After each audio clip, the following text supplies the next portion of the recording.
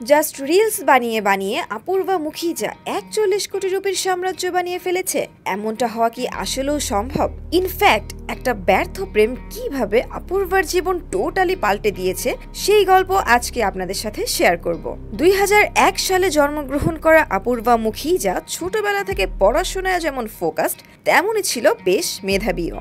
In fact influencer হওয়ার তার জীবনে কোনো লক্ষ্যই ছিল না। তবে কোভিডের লকডাউনে অপূর্বার জীবনে বড় একটা ধাক্কা আসে। তার লম্বা সময়ের প্রেম ভেঙে যায়। একে তো চারিদিকে লকডাউন, তার উপরে আবার এই ব্রেকআপ, সবকিছু মিলিয়ে খুব কষ্ট, মানসিক চাপ সামাল দেওয়ার জন্য একটু ডাইভার্ট করার জন্য ইনস্টাগ্রামে রিলস বানানো স্টার্ট করে। অ্যান্ড আনফিল্টার্ড ওয়েতে কথা বলা প্লাস বোল্ড হিউমার অ্যাড করার কারণে তার কন্টেন্টগুলো জেনজিদের মধ্যে হিউজ পপুলারিটি পায়, যদিও কারো কারো কাছে আবার বেশ ক্রিঞ্জ লাগে। এনিওয়ে, অপূর্বার জার্নি এভাবেই চলতে থাকে। অ্যান্ড টাকা পয়সা একটু একটু করে কামানো শুরু করলে সে মুম্বাইতে শিফট করে অ্যান্ড একাই একটা 2 BHK ফ্ল্যাট ভাড়া নিয়ে থাকা স্টার্ট করে। তবে তার ওই ব্রেকআপ ইনসিডেন্ট ছাড়াও সাকসেস হবার পর লাইফে আরেকটা বড় ধাক্কা আসে ইন্ডিয়াস গট ল্যাটেন্ট শো এর কন্ট্রোভার্সি নিয়ে। এইটা তার জীবনে এত বাজেভাবে এফেক্ট করে যে সে একের পর এক কাজ হারাচ্ছিল।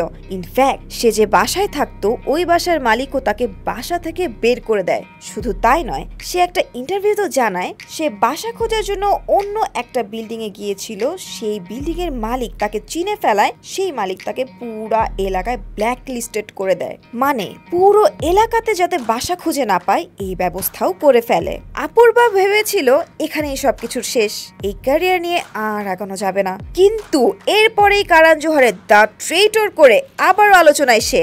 অ্যান্ড এখন তো বেশ কয়েকটা নিউজ আউটলেটে খবর এসেছে যে সে পার ডে রিলসের মাধ্যমে স্পন্সরশিপের কাজ করে ২.৫ লাখ রুপি ইনকাম করে। অ্যান্ড সে ৪১ কোটি রুপি সম্পত্তির মালিক। এবং এইটার পর আরেক দফা বিতর্ক তৈরি হয়। অনেকের কথা হলো মানুষ ২৪ ঘন্টা পড়াশোনা করে আইআইটিতে চান্স পেয়ে ৬ বছর গাধার মতো খাটুনি খেটে বের হয়েও এত টাকা কামায় না, তাহলে সে কেন এমসিবিসি এসব আজে বাজে ওয়ার্ড ইউজ করে এত টাকা কামাবে?